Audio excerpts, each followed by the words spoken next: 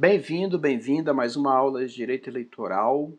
Meu nome é Marcelo Xavier, sou professor de Direito Eleitoral no curso de Direito da Universidade Federal de Rondônia.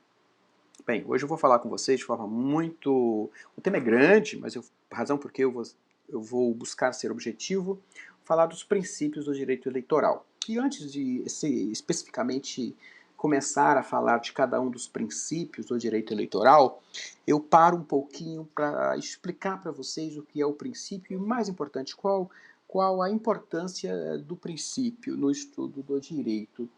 Eu começo trazendo um enxerto da obra do professor Luiz Roberto Barroso, em sua obra Direito Constitucional, em que ele fala que, modernamente, o sistema jurídico se consubstancia em uma distribuição equilibrada de regras e princípios, nos quais as regras desempenham um papel referente à segurança jurídica, ou seja, à previsibilidade e objetividade das condutas, e os princípios, até por conta da sua flexibilidade, da sua maior abstração de suas normas, eles dão margem à realização da justiça do caso concreto.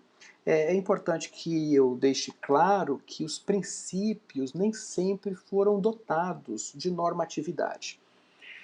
Bem da verdade, os princípios eles dão um salto relevante que vai desde um momento em que eles são meras fontes subsidiárias do direito, utilizados ali para solucionar situações em que havia lacunas da lei, e esse salto vem até a condição atual em que hoje os princípios são dotados de normatividade. O fenômeno que proporcionou o reconhecimento da normatividade dos princípios jurídicos, e também por pressuposto uma reaproximação do direito com a moral, chama-se constitucionalização do direito. A constitucionalização do direito inicia-se mundo afora a partir ali do final da Segunda Guerra Mundial. No Brasil, a ênfase da constitucionalização do direito ocorre com a nossa atual Constituição, a Constituição de 1988. E dentre essas características da constitucionalização do direito está o reconhecimento da Constituição como norma jurídica e como estando no centro do ordenamento jurídico, portanto, como uma norma suprarreferencial da ordem jurídica, essa reaproximação do direito com a moral e o reconhecimento da normatividade dos princípios, o que, de certo modo, foi muito importante, inclusive na solução dos chamados casos difíceis. Nós sabemos que as regras elas são aplicadas em um critério denominado subsunção, em que os fatos se amoldam ali à previsão legal e aquela previsão ou é aplicada ou não é aplicada, né? Nessa ideia do tudo ou nada. Agora, existem situações para a solução das quais a ordem jurídica não apresenta uma solução pré-pronta, há uma complexidade, há uma caracterização do chamado caso difícil, em que a solução se dá por um critério de ponderação, de sopesamento, em que os princípios envolvidos em rota de colisão precisam ser ponderados, esses valores envolvidos, para que haja uma justa decisão do caso concreto. Então, por conta disso, há uma importância hoje do conhecimento dos princípios, a razão por que eu estou fazendo essa aula com vocês dos princípios do direito eleitoral. Vale dizer também que os princípios têm uma função normogenética, ou seja, é possível extrair dos princípios normas implícitas, e eles também são guias, digamos, para a interpretação das regras que os concretizam. Mas, enfim, né, indo para o nosso tema principal, quais são os princípios do direito eleitoral? Eu vou elencar para vocês um rol de princípios com base na obra do professor Rodrigo Lopes Zílio.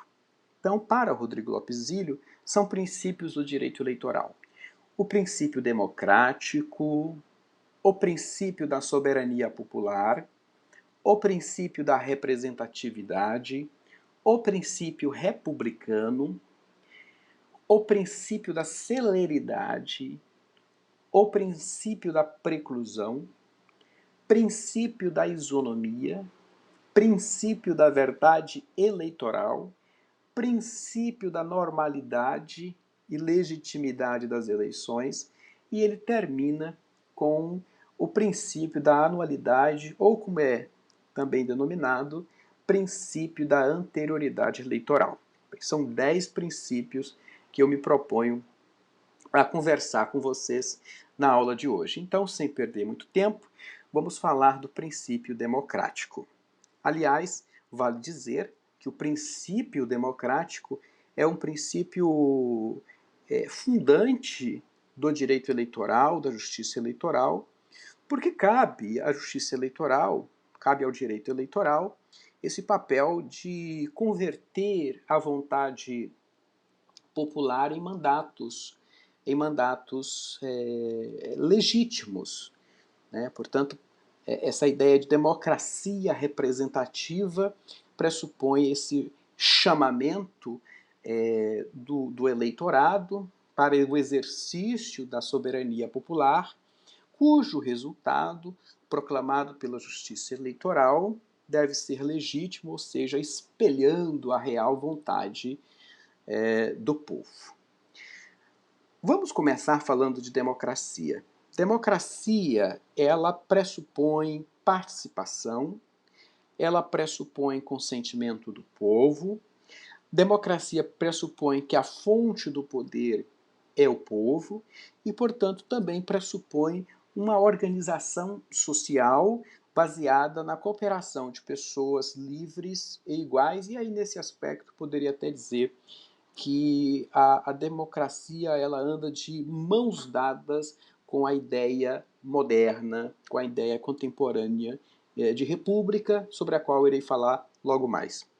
Democracia é apenas uma questão histórica, surge em Atenas, por volta de 500 anos antes de Cristo, onde a ideia de participação já era assim fomentada.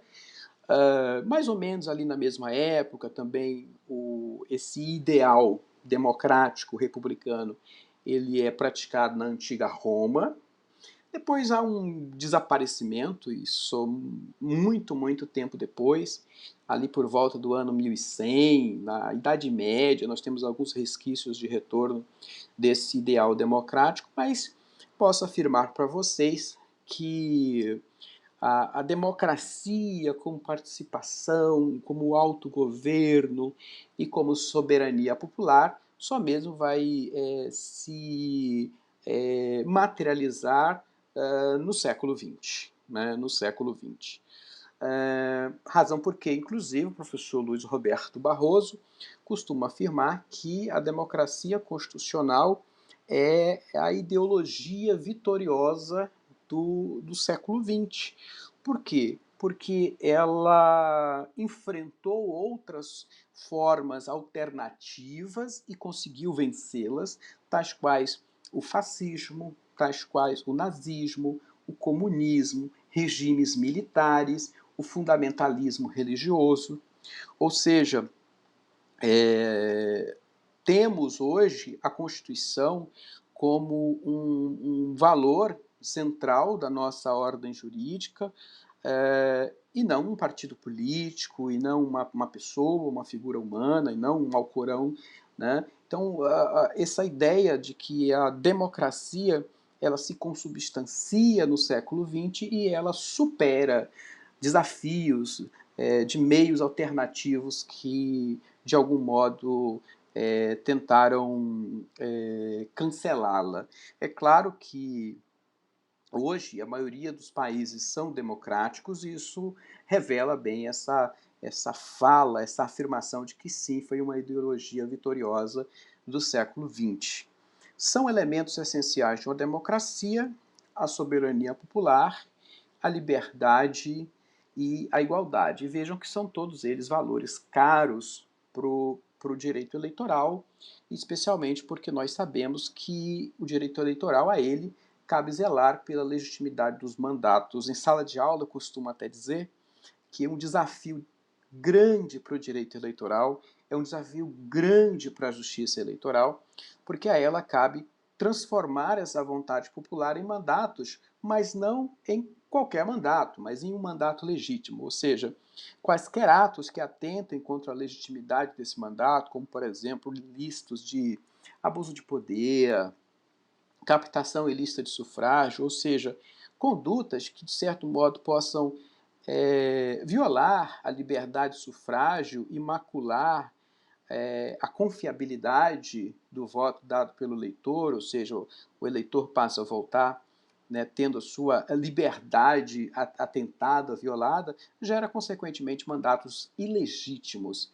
E mandatos ilegítimos, se não houver prova robusta para que eles sejam objeto de ações que gerem a cassação desses diplomas e, consequentemente, dos mandatos, acaba criando um ambiente em que o nosso parlamento, até mesmo o executivo, possa ter ali figuras com mandatos ilegítimos, maculando a própria legitimidade da ordem jurídica, já que a esses agentes políticos cabe a realização do processo legislativo, portanto, essa importante atividade de inovar a ordem jurídica. Vale dizer também que o Supremo Tribunal Federal, no julgamento do Mandado de Segurança 26.603, quando tratou do tema da infidelidade partidária, considerou que o ato de infidelidade partidária ele viola o princípio democrático. Né? Isso porque, nos mandatos proporcionais, nós vamos ter uma aula de sistemas eleitorais, vou falar melhor sobre isso, mas nos mandatos proporcionais, o voto ele vai, digamos, o voto ele é nominal, né? Quando é nominal, ele se dirige ali no pensar do eleitor, mas no fundo ele vai abastecer um baú de votos do partido político.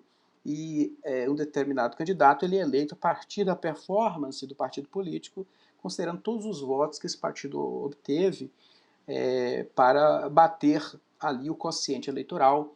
Então, o parlamentar que muda de partido, do partido pelo qual ele fora eleito, sem que haja uma justa razão, uma justa causa, este ato viola o princípio democrático, assim entendeu o Supremo Tribunal Federal.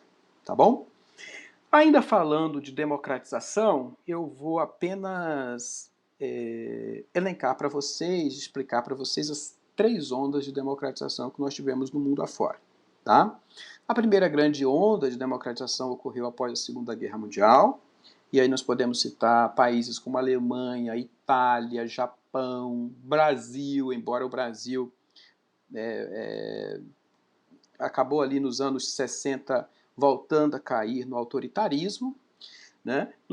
A segunda onda, ali meados dos anos 70, com Portugal, Espanha e Grécia. Tá? E a terceira onda, ali nos anos 80 e anos 90, nos anos 80 especialmente nos países da América Latina, e aqui eu cito Brasil, Chile, Argentina, Uruguai. Nos anos 90 tivemos a queda do Muro de Berlim e uma democratização dos países da Europa Central e da Europa Oriental, como Hungria, Polônia, Tchecoslováquia. E nos anos 90, com o fim do apartheid, na África do Sul. Partindo agora para o princípio republicano, eu disse agora há pouco que eles meio que andam de mãos dadas, né? Bem, qual é a ideia do princípio, da ideia de república do ponto de vista democrático, né? A república é uma forma de governo e que tem como elementos típicos, elementos principais para a sua caracterização, a eletividade, ou seja, os representantes do povo eles são eleitos. Lembram, vocês já podem associar a ideia das eleições, né? Nós estamos ali fazendo girar, né, esse nosso republicanismo, a temporariedade, ou seja, há mandatos com prazos determinados, né? E também a ideia de que a condução da coisa pública por esses gestores eleitos para mandatos temporários, ela vai implicar numa responsabilidade política. Eles são passíveis de fiscalização, eles devem prestar contas das suas gestões e são passíveis de responsabilização política e de controle social. Portanto, isso, digamos, são elementos importantes da ideia de uma república. Na verdade, a gente costuma estudar, né, que a república é uma forma que se antagoniza com a monarquia. Né? Embora hoje em dia essa distinção ela não seja tão eficaz como antigamente, porque as monarquias atuais não são mais monarquias absolutistas, né? Hoje nós falamos em monarquias constitucionais. Mas, de qualquer modo, ainda há nos livros essa menção, né, de que a república é a ideia que se contrapõe à monarquia, ou seja, aquele governo de um ou de muito poucos, né, de uma elite que tem os privilégios, que tem as vantagens, né, envolvendo ali a coisa pública.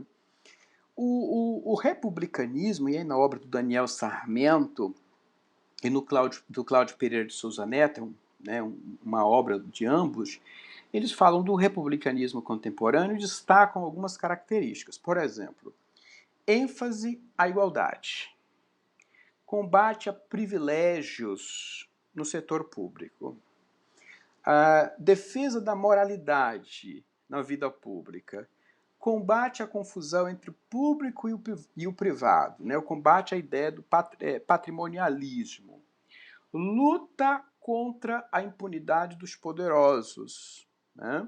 E o incremento da participação do cidadão. Então, nós poderíamos dizer que essas seriam as características do republicanismo contemporâneo. Marcelo, na Constituição Federal, é possível nós encontrarmos traços desse republicanismo?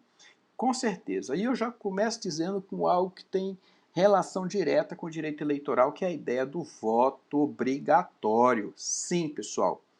O voto obrigatório previsto na Constituição, lá no artigo 14, parágrafo 1º, inciso 1, é uma decorrência do nosso modelo republicano, né, do republicanismo. Por quê?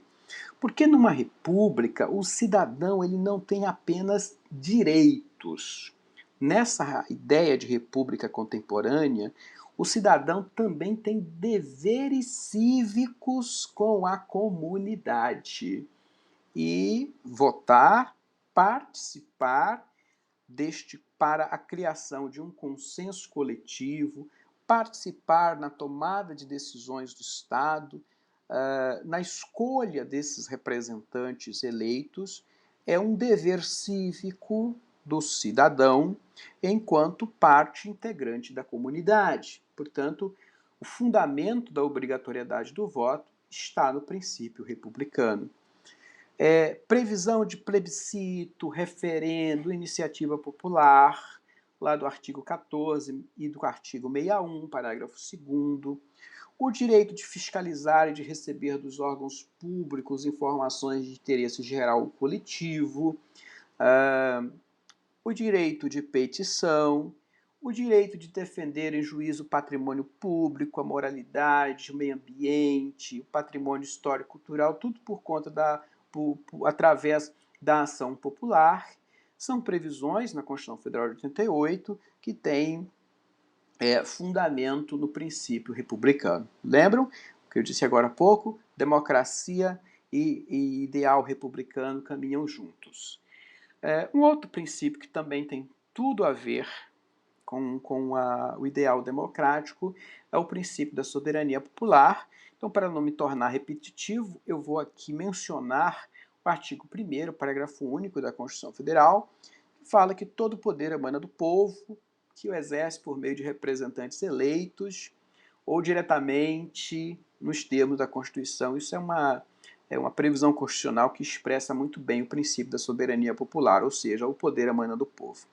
Vale dizer uma coisa também, pessoal, muito importante. Quando nós falamos em democracia, nós temos sim a ideia de que numa democracia prevalece a vontade da maioria, né? Isso a gente pode ver muito claramente na ideia de democracia sob a forma majoritária, que é utilizada para a eleição de chefes do Poder Executivo e de senadores e senadoras. Agora, é importante nós destacarmos também que a democracia ela só se legitima enquanto também cumprir um outro atributo, enquanto for respeitado um outro atributo da democracia, que é o respeito aos direitos de minorias. Então, em hipótese alguma, um país democrático vai ser um país que vai violar direitos de minoria. Do contrário, a vontade da maioria só é válida, só é legítima, enquanto houver respeito aos direitos de minoria. E aí, no direito eleitoral, posso até mencionar que o sistema proporcional, que é, por exemplo, utilizado para a eleição de mandatos parlamentares, ele parte de um critério em que proporciona minimamente às minorias a possibilidade de conquistar vagas no parlamento. Ações afirmativas também no direito eleitoral, como, por exemplo, a existência de cotas no registro de candidatura, de uma cota mínima de 30% para um dos gêneros. A gente sabe que esse 30% acaba sendo preenchido por mulheres.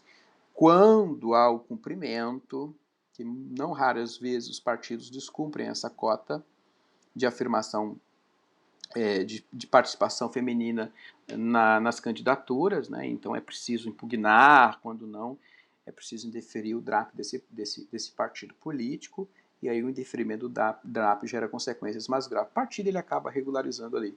Mas infelizmente, às vezes é preciso ter que existir uma impugnação para que haja o efetivo cumprimento dessa reserva de candidaturas aí para mulheres. Então, as ações afirmativas no direito eleitoral, elas também encontram fundamento nessa necessária proteção dos direitos de minoria, que são importantes, que é um importante atributo para aferir a qualidade de uma democracia em determinado país. Tudo bem? Vamos falar agora do princípio da representatividade. Rodrigo Lopes Ilho afirma que a democracia representativa ela se caracteriza pela escolha dos mandatários pela população. De fato, nós, quando a gente vota, ou seja, a gente está ali escolhendo nossos representantes, e essa digamos, é a forma mais enfática da ideia de princípio da representatividade. Nós escolhemos os nossos representantes, que serão aqueles eleitos nos processos eleitorais que ocorrem de 2 em 2 anos, né? De 4 em 4 eleições gerais, de 4 em 4 eleições municipais, intercalando a cada 2 anos nós temos eleições no Brasil, sem prejuízo da existência de plebiscito, referendo, que também são pleitos eleitorais, e para os quais, nos quais há de haver a participação obrigatória por parte do eleitor. Tudo bem?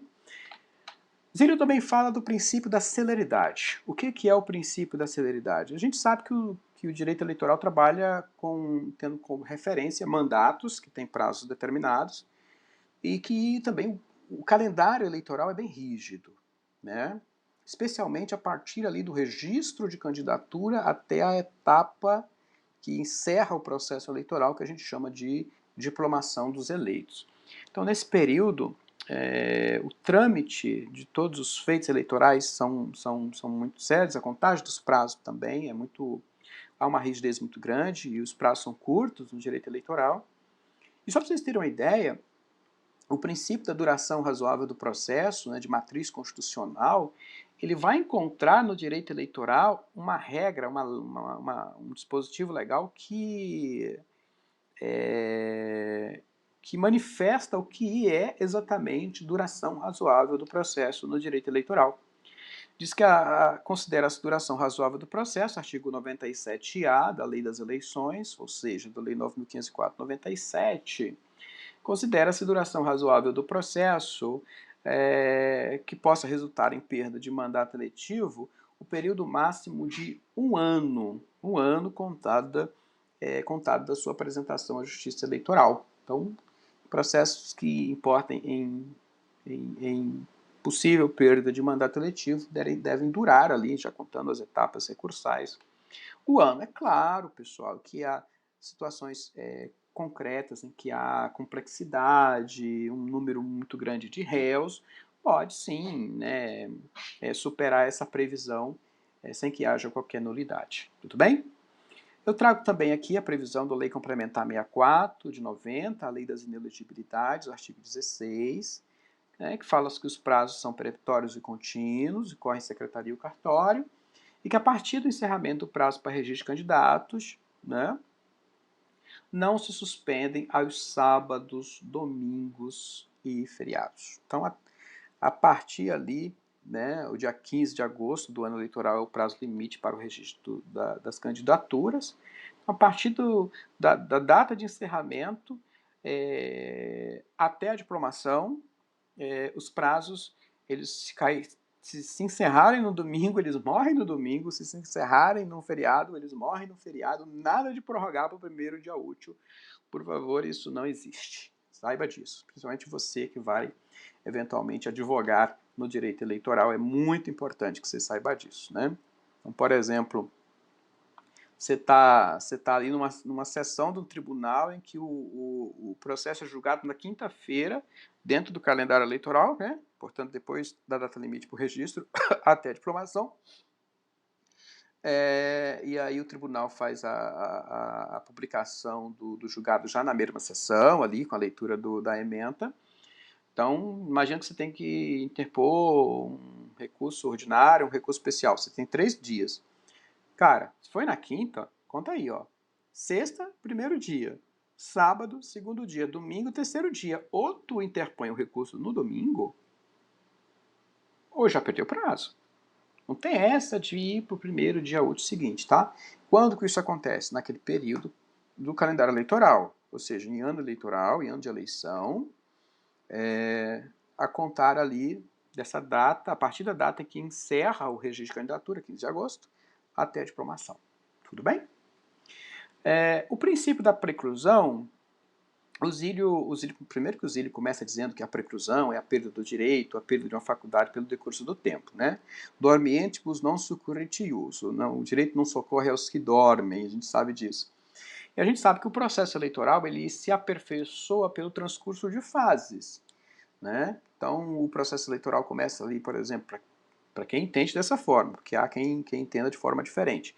Começa ali com a convenção dos partidos, realizada pelos partidos políticos, né? Aí depois vai ter o registro de candidatura, a campanha eleitoral, enfim, com a propaganda eleitoral, o dia da eleição propriamente dito, a divulgação do resultado da eleição, a diplomação dos eleitos.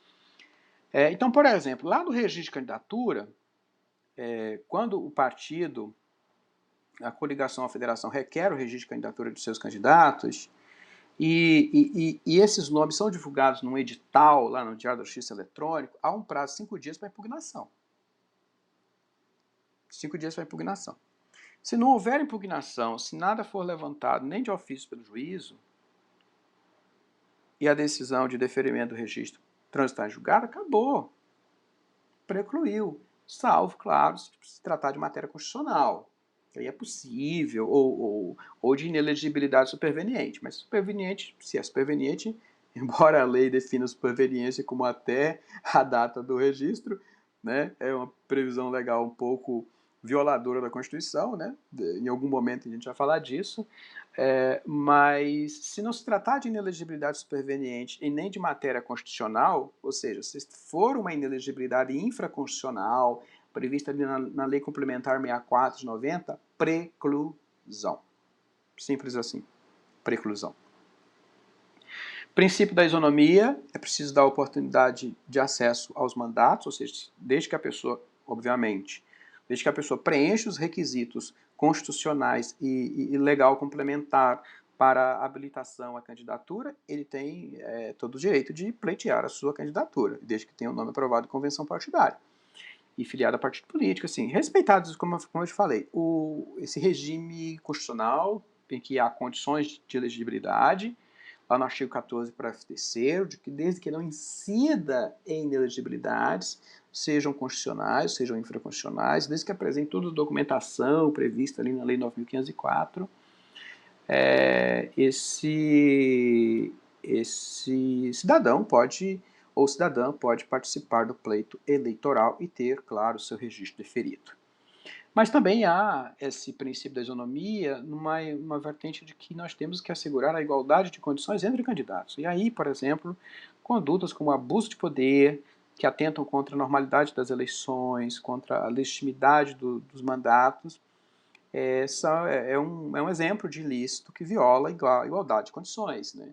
Não se diz que o uso do poder é indevido, mas o abuso do poder é indevido. Né? Então, o abuso do poder político, o uso da máquina pública em favor de uma campanha eleitoral, o abuso do poder econômico, né, o uso do poder econômico em favor de uma determinada candidatura, em detrimento das demais, e o uso indevido dos meios de comunicação social são essas três categorias de abuso de poder, que é um ilícito, que é apenas para exemplificar que atenta contra essa igualdade de condições entre candidatos. Tudo bem? Respeita as regras da propaganda também. Imagina aquele sujeito que inicia a sua propaganda eleitoral antes do prazo, né, antes do momento a partir do qual a lei permite, que é o dia 16 de agosto do ano eleitoral. Então ele começa a sua corrida antes da hora, né, então ele acaba tendo uma vantagem e isso é sancionado no âmbito da propaganda eleitoral com multa e retirada da propaganda. Fala-se também do princípio da verdade eleitoral, e aí o Rodrigo Lopes Ilho fala que cabe à justiça eleitoral assegurar que o voto dado pelo eleitor corresponda à exata manifestação da vontade do eleitor. É aquilo que eu falei lá no começo, lembra?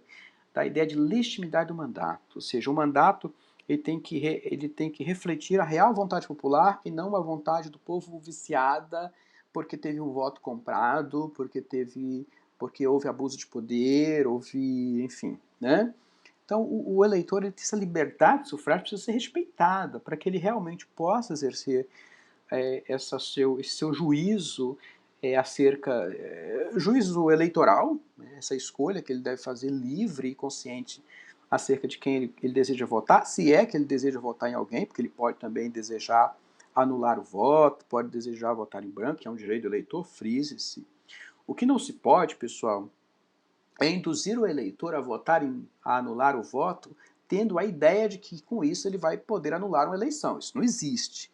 Mas se o eleitor não está satisfeito com nenhum nome, enfim, ele pode, é um direito dele de anular o voto. Né? Então, essas campanhas de que não vote nulo, se o eleitor estiver consciente de que é o que ele deseja, ele está exercendo o seu dever cívico e a sua escolha livre, né?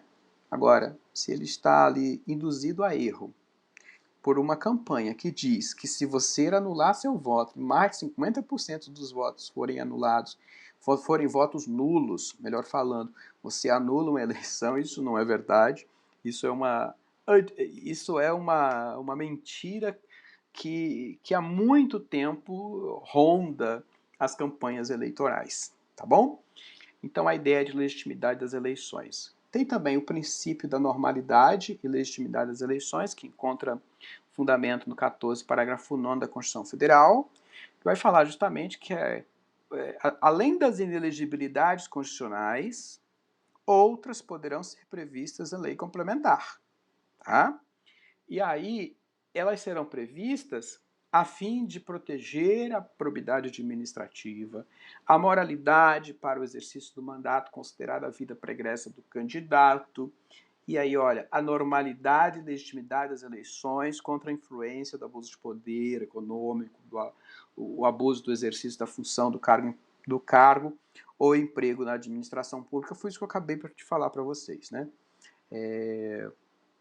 A lei complementar 64/90, a lei das inelegibilidades, ao dispor sobre a inelegibilidade, também vai tratar de situações em que o abuso de poder pode macular essa normalidade do pleito, essa legitimidade das eleições, de modo que a lei complementar 64, inclusive, né, vai tratar ali, por exemplo, do rito da ação de investigação judicial eleitoral, no seu artigo 22, que é aquela ação eleitoral, talvez a ação eleitoral mais importante de natureza civil, que vai combater situações de abuso de poder nas eleições.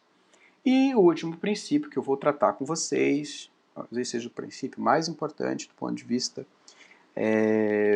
de concurso público, do ponto de vista de advocacia eleitoral, é o princípio da anterioridade eleitoral. Primeiro, dizer que ele tem matriz constitucional também, né, ele está previsto no artigo 16 da Constituição Federal, que vai dizer o seguinte, que vai dizer que a lei que alterar o processo eleitoral, e aí é importante que a gente saiba o que é processo eleitoral, não é processo judicial eleitoral, não é processo do PJE, não é desse que eu estou falando. A lei que alterar o processo eleitoral entrará em vigor na data de sua publicação, beleza, só que só um detalhe, não se aplicando à eleição que ocorra até o ano antes de sua vigência.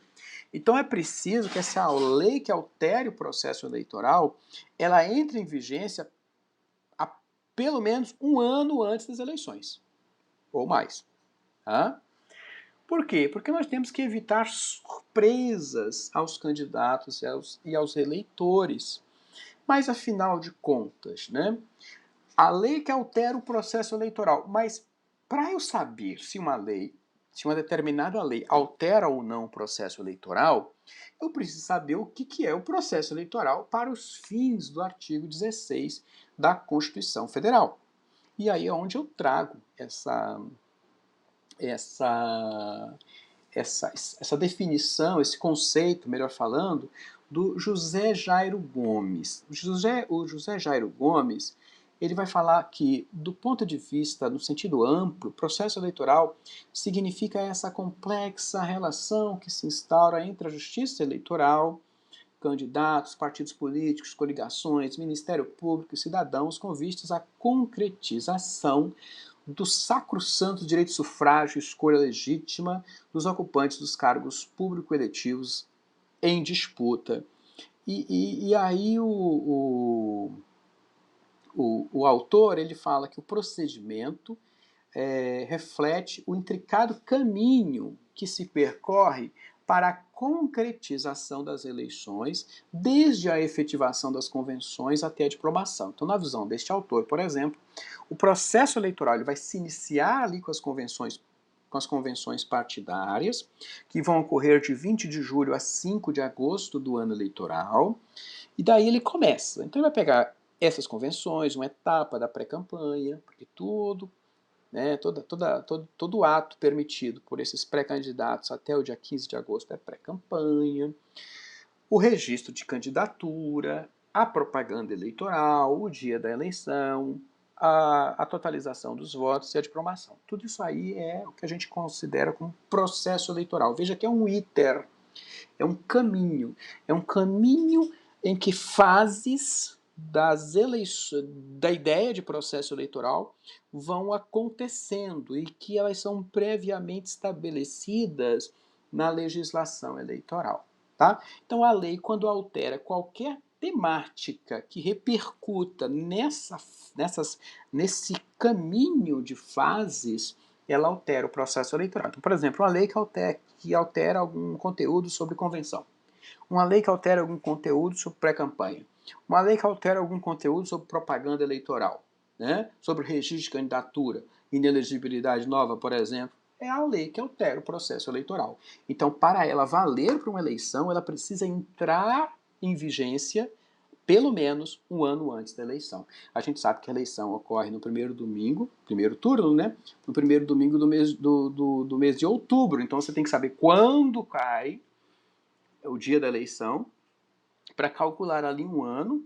E se esta nova lei tiver menos de um ano antes da eleição, ela não vai ser aplicada para esta eleição. Foi o que aconteceu com a lei complementar 135 de 2010, que ela, por não cumprir a anterioridade, ela não foi aplicada nas eleições de 2010. Ela foi aplicada apenas nas eleições a partir das eleições de 2012. E aí eu fiz aqui, para terminar com vocês, um pequeno resumo sobre aspectos importantes do princípio da anterioridade eleitoral. Por exemplo, encontra fundamento na segurança jurídica, para evitar uma legislação casuística, ela evita a deformação do processo eleitoral, por consequência, ela tem o poder legislativo como seu principal destinatário, porque é o poder legislativo que vai deflagrar o processo legislativo para a inovação da legislação eleitoral. é uma garantia do eleitor, do cidadão eleitor, assegura a igualdade de chance entre os candidatos e, olha só, é uma garantia constitucional das minorias, porque é muito mais fácil para uma maioria ali no parlamento criar uma legislação que possa afetar direitos de minorias. Então é preciso que haja o cumprimento desse prazo mínimo previsto no artigo 16 da Constituição, que nós chamamos de princípio da anterioridade eleitoral. Bem, gente, é isso. Bem direto ao ponto. Eu espero que vocês tenham gostado. Obrigado e até a próxima.